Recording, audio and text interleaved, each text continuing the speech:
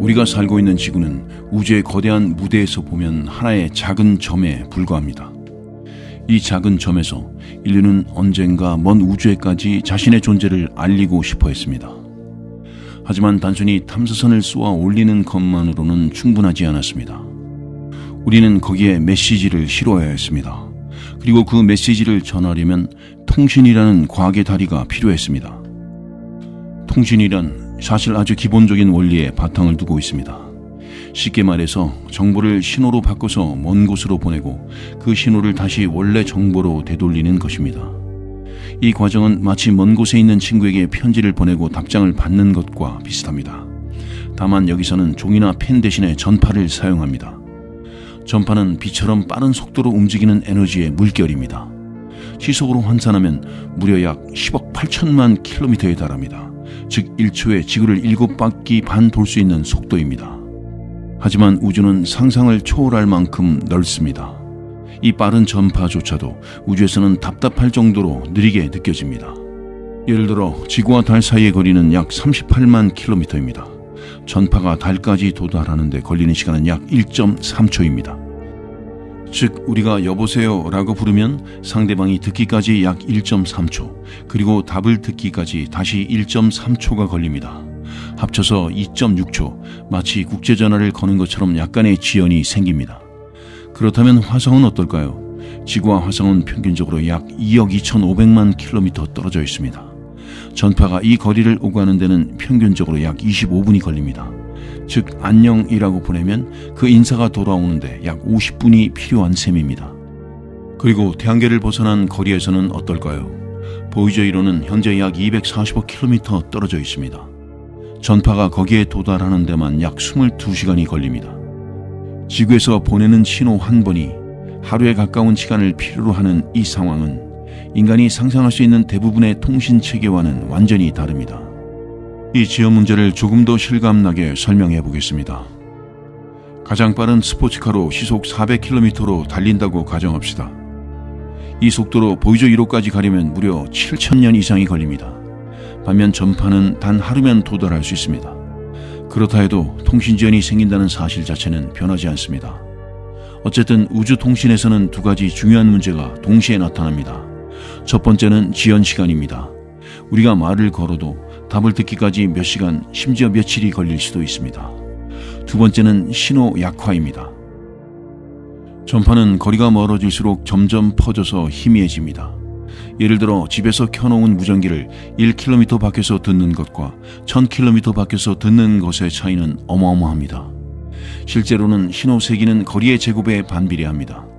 즉 2배 멀어지면 신호는 4배 약해지고 10배 멀어지면 신호는 100배 약해집니다. 그러므로 우주 탐사선과의 통신은 단순히 신호를 보낸다는 문제를 넘어섭니다. 신호를 멀리 보내야 하고 지연을 감수해야 하며 희미해진 신호를 정확히 읽어내야 합니다. 이를 위해 인류는 특별한 준비를 했습니다. 거대한 안테나 네트워크를 구축한 것입니다.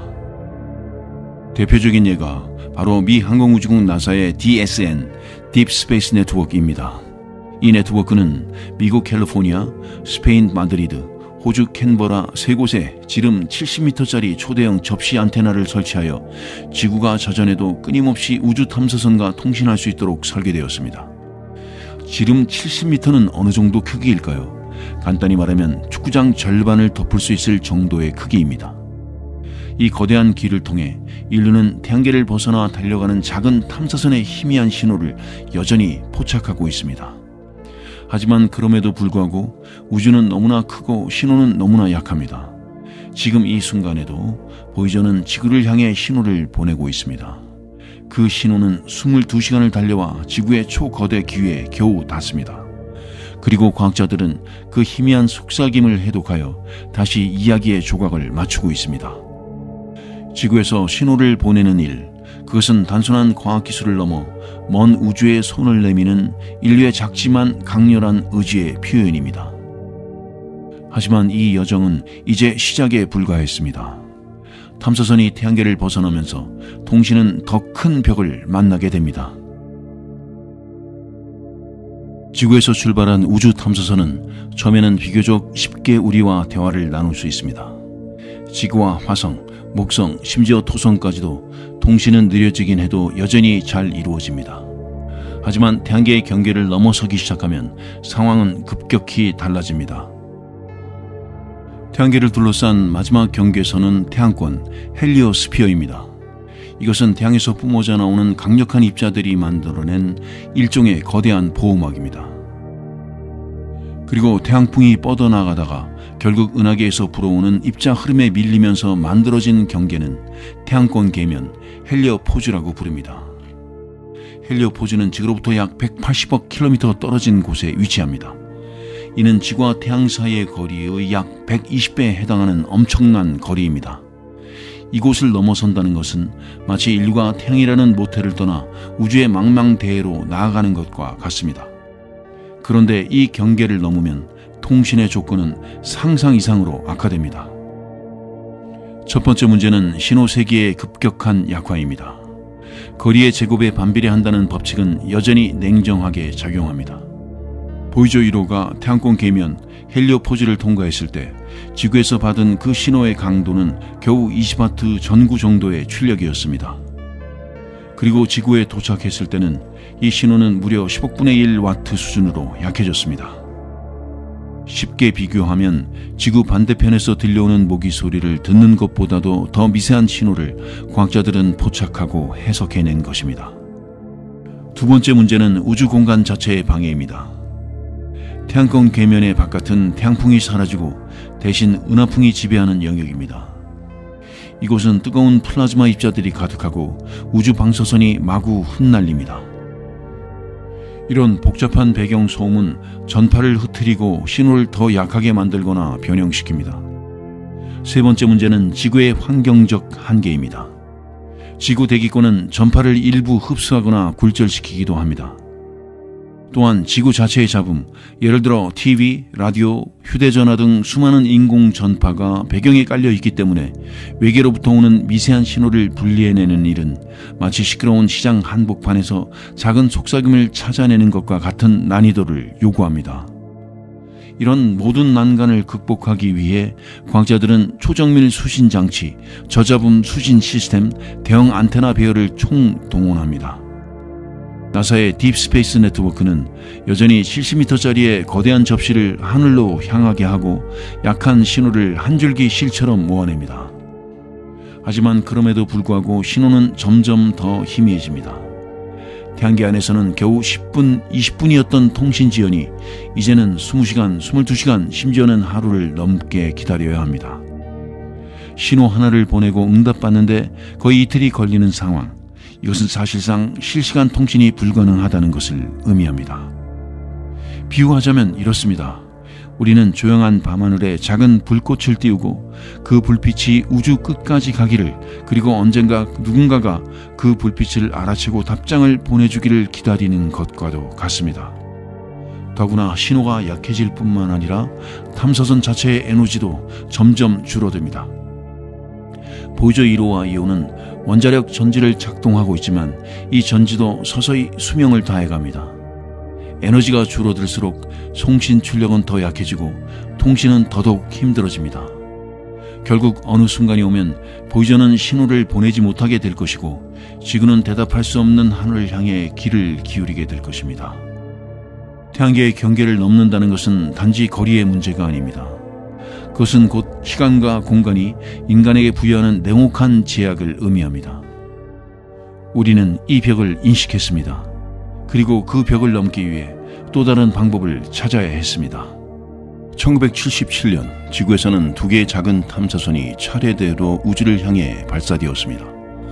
보이저 1호와 보이저 2호, 이 두 대의 탐사선은 단순한 임무를 띠고 출발했습니다. 그것은 목성과 토성을 탐사하는 것, 그리고 가능한 한 멀리 나아가는 것이었습니다. 당시 과학자들은 이 탐사선이 수십 년 후에도 여전히 신호를 보내고 있을 것이라고는 상상조차 하지 못했습니다. 하지만 보이저호들은 최초로 태양계를 벗어난 존재가 되었고 지금 이 순간에도 여전히 지구를 향해 희미한 목소리를 전하고 있습니다. 보이저가 보내는 신호는 얼마나 미약할까요? 보이저 1호는 약 22와트 출력으로 신호를 보냅니다. 22W는 일반 가정용 전구 하나보다도 약한 수준입니다. 그 미약한 신호는 무려 240억 킬로미터를 달려 지구에 도착합니다. 이는 지구와 태양 사이 거리의 약 160배에 해당하는 거리입니다. 240억 킬로미터라는 거리를 이해하기 쉽게 비유해 봅시다. 시속 100km로 달리는 차를 몰고 쉬지 않고 달린다면 보조 1호에 도달하는 데는 약 27,000년이 걸립니다. 심지어 빛의 속도로 가더라도 이 거리를 왕복하는 데에는 약 44시간이 필요합니다. 이토록 아득한 거리에서 겨우 전구 하나만큼의 힘으로 내뿜는 신호를 포착하는 것은 기적에 가깝습니다. 그래서 과학자들은 이 미약한 신호를 잡기 위해서 딥스페이스 네트워크를 운영하고 있는 것입니다. 미국, 스페인, 호주에 위치한 초대형 안테나들의 지름은 무려 70m. 이는 성인 100명이 손을 맞잡고 원을 그려야 겨우 둘러쌀 수 있는 크기입니다. 이 거대한 접시들이 하늘을 향해 귀를 기울이고 있습니다. 그리고 어둠 속에서 겨우 들리는 보이저의 속삭임을 포착해냅니다. 하지만 신호를 듣는 것만으로는 충분하지 않습니다. 이 희미한 신호는 엄청난 양의 잡음 속에 섞여 있습니다. 우주에는 자연 전파 소음, 은하계 전자기 소음, 지구상의 인공 전파까지 온갖 잡음이 가득하기 때문입니다. 이를 노력하기 위해 과학자들은 정교한 수신 기술을 개발했습니다. 노이즈를 걸러내고 신호를 증폭하고 패턴을 해독하는 과정을 거쳐야만 비로소 보이저의 메시지를 읽을 수 있습니다. 그 과정은 마치 거센 폭풍 속에서 한 마리 벌레의 날개짓 소리를 듣는 것과도 같습니다. 보이저가 보내는 데이터는 놀랍도록 간단합니다. 온도, 자기장 세기, 입자 밀도, 그리고 장비들의 작동 상태 같은 정보입니다. 하지만 이 단순한 정보들은 인류가 태양계 끝을 이해하는 데 결정적인 역할을 합니다. 2012년 보이저 1호는 태양권 궤면을 넘어섰습니다. 인류 역사상 처음으로 인간이 만든 물체가 태양계 바깥의 성관 공간에 도달한 것입니다. 그 사실을 확인한 것도 바로 이 미약한 신호 덕분이었습니다. 태양권 궤면을 통과했다는 것을 어떻게 알 수 있었을까요? 보이저가 탐지한 입자 밀도가 급격히 변했습니다. 태양풍 입자는 줄어들고 은하계 방사선 입자가 급격히 늘어났습니다. 이 명백한 변화가 인류에게 보이저가 태양의 품을 떠났음을 알려준 것입니다. 하지만 이 과정은 결코 쉬운 일이 아니었습니다. 신호의 강도는 해가 갈수록 약해졌고 탐사선의 전력도 점점 소모되어 갔습니다. 보이저호들은 초기에 탑재한 방사성 동위 원소 전지 RTG (Radioisotope Thermoelectric Generator)로 에너지를 공급받고 있습니다. RTG는 플루토늄 238의 붕괴를 이용하여 전기를 만들어냅니다. 하지만 플루토늄도 반감기가 있습니다. 1977년에는 약 470W의 전력을 공급할 수 있었지만 지금은 겨우 약 150W 남짓만이 남아 있습니다. 이는 랩탑 컴퓨터 하나를 켜기도 벅찬 수준입니다. 이런 제한된 에너지로 보이저호는 모든 장비를 유지하며 신호를 보내야 합니다. 따라서 과학자들은 중요하지 않은 장비부터 하나씩 꺼야 했습니다. 2020년대 들어서는 거의 모든 보조 장치가 꺼졌습니다. 이제 보이저호는 최소한의 생명 유지 장치만 남기고 가장 단순한 데이터만을 지구로 전송하고 있습니다. 그럼에도 불구하고 보이저호는 여전히 대화를 이어가고 있습니다. 지구는 하루에 단 한 번, 겨우 몇 시간 동안만 보이저호의 신호를 들을 수 있습니다.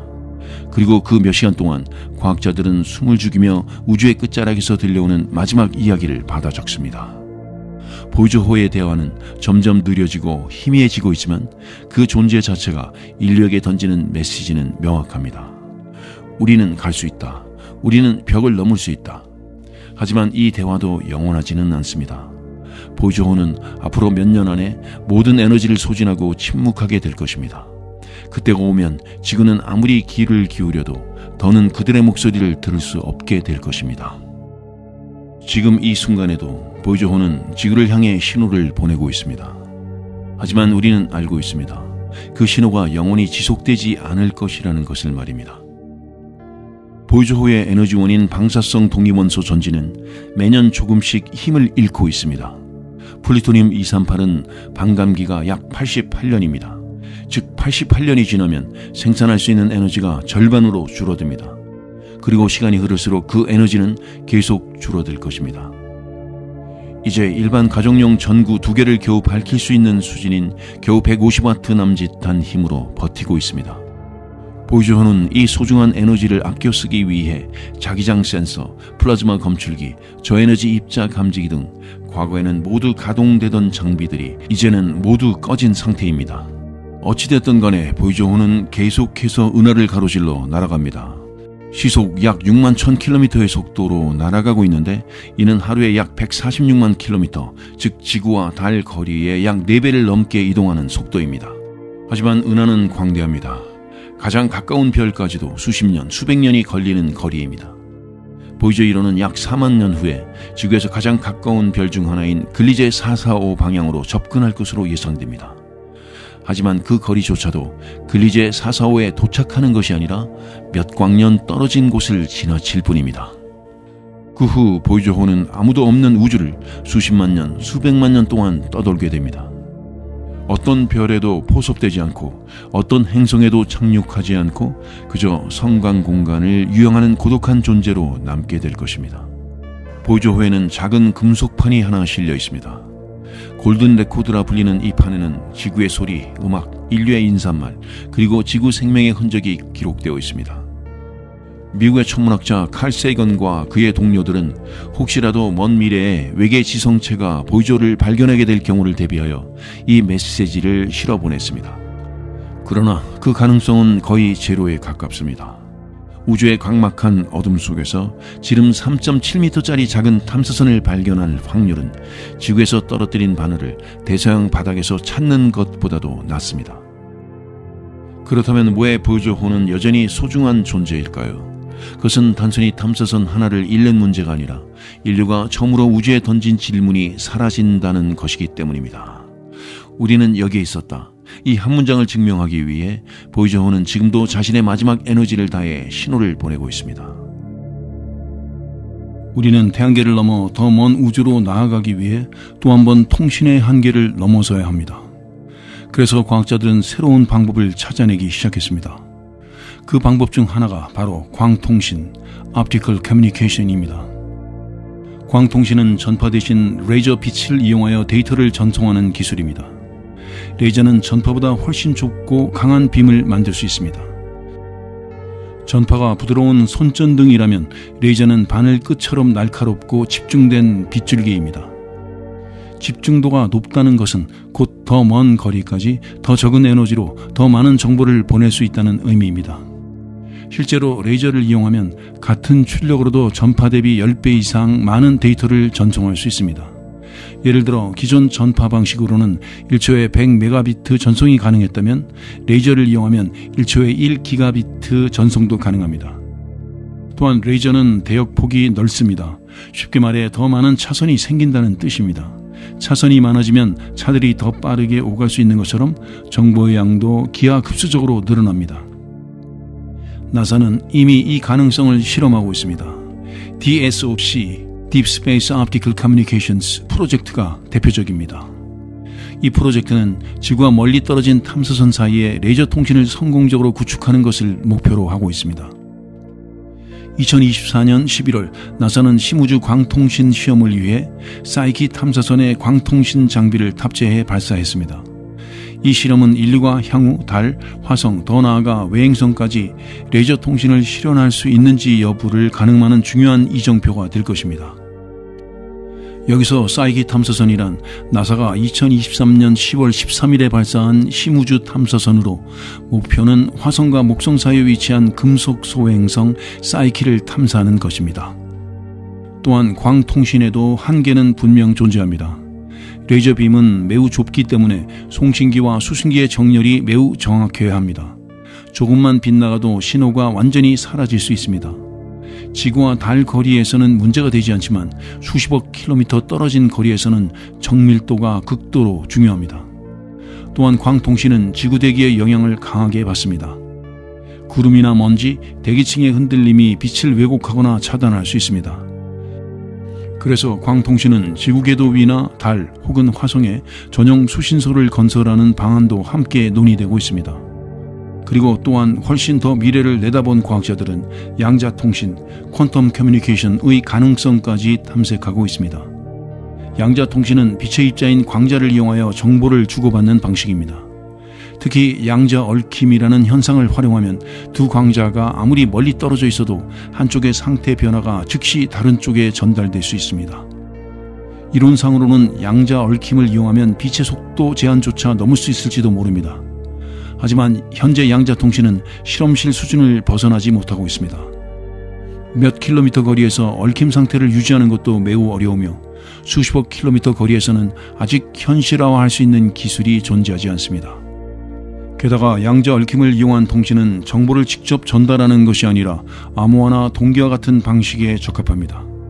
따라서 진짜 데이터 전송은 여전히 빛이나 전파를 이용해야 합니다. 그럼에도 불구하고 양자통신 연구는 인류가 즉각적이고 완벽한 통신이라는 꿈에 다가가는 첫걸음이 될 것입니다. 미래를 꿈꾸는 과학자들은 레이저 통신과 양자통신을 결합한 완전히 새로운 통신 네트워크를 구상하고 있습니다.